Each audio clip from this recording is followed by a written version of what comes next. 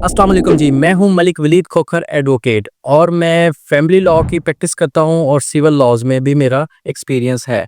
तो आज मैं आपको बताऊंगा कि फैमिली लॉज के अंदर आपने जब भी आपका कोई केस इनिशिएट होता है तो उसका क्या-क्या तरीकाकार होता है, आपको किन स्टेप से गुजरना पड़ता है।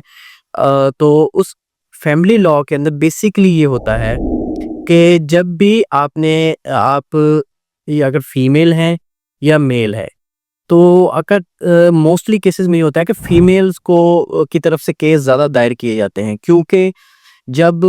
कोई खुला होती है या तलाक होती है तो उस सूरत हाल में जो ज़्यादा जिम्मेदारी आयद होती है वो मर्द के ऊपर होती है और मर्द ने ही अपने बच्चों का खर्चा देना होता है और औरत का खर्चा देना होता है। लेट्स सपोज अगर एक केस में अगर तलाक हो जाती है, तलाक होती है जब मर्द तलाक देता है या मर्द खुद से उसको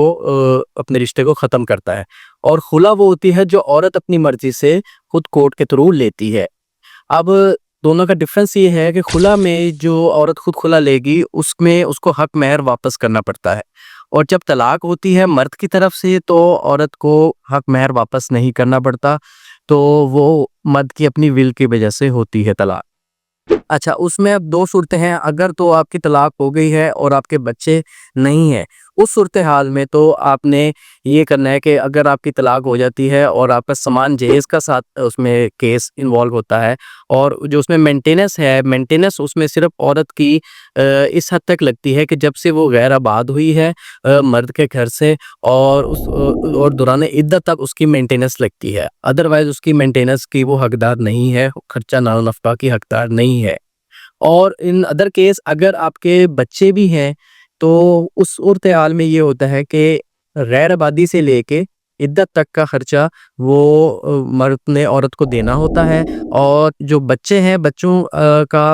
eight the age of puberty तक, जब तक वो बालिग होते हैं तब तक का खर्चा बाप के ज़िम्मे होता है। अगर तो अ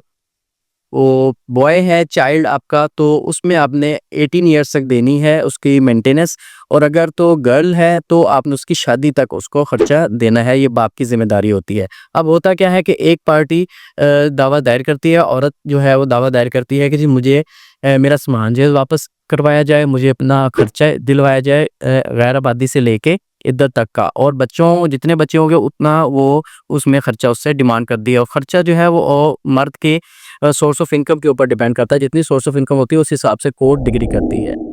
तो उसमें ये है कि सबसे पहले तो आपने